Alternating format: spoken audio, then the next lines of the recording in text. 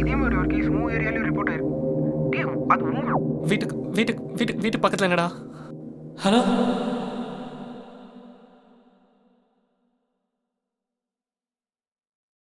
நேற்று மீட்டியரை பார்த்ததுலேருந்து எல்லாம் வேறு மாதிரி தான் இருக்குது.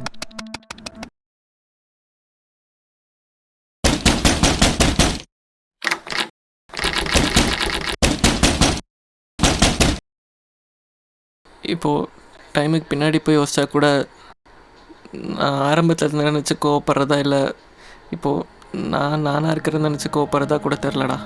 இப்போ நீ சொல்கிறதெல்லாம் பார்த்தா உன் கூட இல்லைன்ற வழியை விட உன் கூட இருக்கிற வழி தான் அதிகமாகிடுமோன்னு பயமாக இருக்கு.